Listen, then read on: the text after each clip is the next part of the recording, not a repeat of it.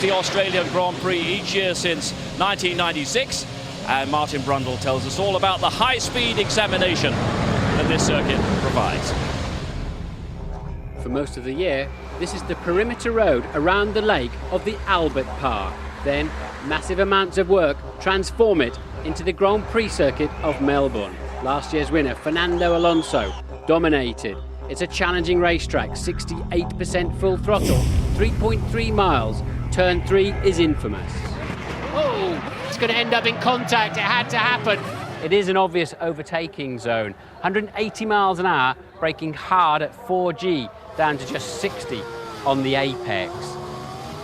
Now, this is one of the most important areas for sport in the world this weekend. The Australian Grand Prix taking place right here, and in that building behind me, the World Swimming Championships start on Sunday too. On board with Fernando Alonso in the McLaren, turns 4 and 5 have been dispatched. This is 6, a tricky right-hander about 70 miles an hour, 100 miles an hour through the left of 7, 8 sweeps around the wall, 155 miles an hour, up to 170, huge bump in the braking zone. He gets it into the apex, the road opens up nicely for him, building up to 180 miles an hour.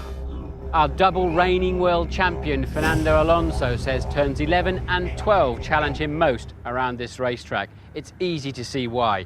Approaching at 185 miles an hour, they're peeping over the top of the cockpit, trying to spot this little bit of curb, doing never less than 100 miles an hour, and they have to be accurate and smooth through here. The really challenging bit, though, is the second part, turn 12.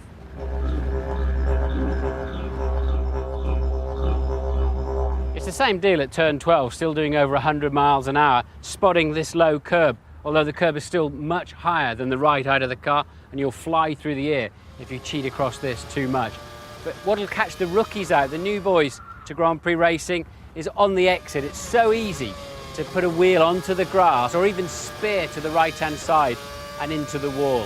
There are 53 gear changes per lap, once again then up to 180 miles an hour for turn 13. Straightforward enough 90-degree right-hander. 14 is not so easy. It tightens through the exit, nowhere to go there, and sweep to the right-hand side for heavy braking, the hairpin of turn 15. Even multiple world champions have crashed in this last corner. You can understeer wide onto the bumpy grass. He has dropped it on the final corner and hit the wall. So this year, they've taken away that grass and laid synthetic grass, which is much smoother and more consistent, of course. The drivers are doing 140 miles an hour here and accelerating very hard. If they do run wide, they're still going to have to get back onto the racing circuit as soon as possible. There remains grass and a service road that'll still throw them straight into the wall. The drivers can only adjust the throttle when they really see where they're going to end up on the exit of the corner. Fernando Alonso then going for a hat-trick of World Championships this year for McLaren.